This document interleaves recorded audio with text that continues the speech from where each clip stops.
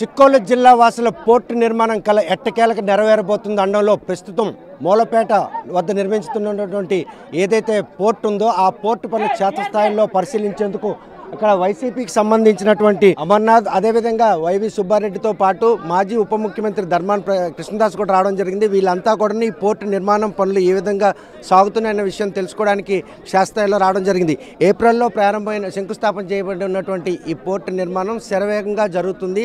సుమారు రైట్కి సంబంధించిన బెడ్ 1200 మీటర్లు, లెఫ్ట్కి సంబంధించిన బెడ్ ఆల్రెడీ 500 మీటర్లు కూడా పూర్తి చేయడం జరిగింది. సుమారు 1200 ఎకరాల్లో 4300 కోట్ల రూపాయలతో నిర్మిస్తున్నటువంటి ఈ పోర్టు నిర్మాణం మాత్రం చిక్కోలు జిల్లా వాసుల చిరకాల వాంఛగా చెప్పుకోవచ్చు.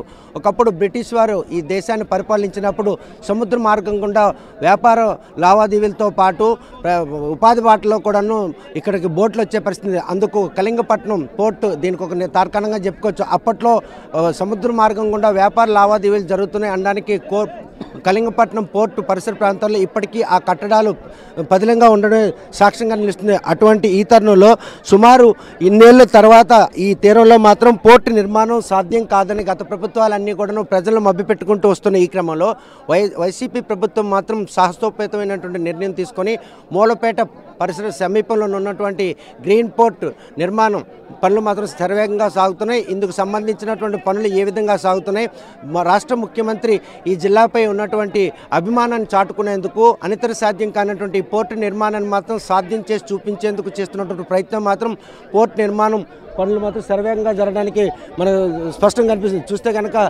వైవి సుబ్బారెడ్డి అదేవిధంగా ఎమ్మెల్సీ దువ్వాడ శ్రీనివాసరావు నేతృత్వంలో ఈరోజు క్షేత్రస్థాయిలో పోర్టు నిర్మాణం పనులు పరిశీలించడానికి వచ్చినటువంటి వారందరూ కూడాను పోర్టు ఇంతలా అంటే శంకుస్థాపన రోజుకి ఈ పరిసర ప్రాంతాలకు వచ్చేటప్పుడు ఎటువంటి నిర్మాణమైనటువంటి తీరం ఉండేది.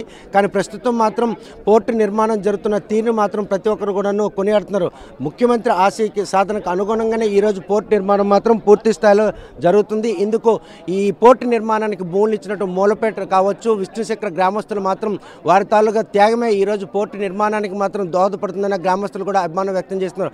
సంతబొమ్మాలి మండలంకే కాకుండా చిక్కోలు జిల్లాకే తలమానికంగా నిలబడినటువంటి ఈ గ్రీన్ పోర్ట్ నిర్మాణం కనుక పూర్తి స్థాయిలో పూర్తయితే మాత్రం ఇక్కడ చాలామంది స్థానికులకు ఉపాధితో పాటు జిల్లాకి రాకపోకలతో పాటు ఇటువంటి ఎన్నో మౌలిక సదుపాయాలు రావడానికి అవకాశం ఉంటుందని ఆశాభావం వ్యక్తం చేస్తారు. ఉపాధి కల్పనకు కూడా ఈ పోర్టు ఎంతగా దోహదపడుతుందని మాత్రం వారు ఆశాభావం వ్యక్తం చేస్తున్నారు.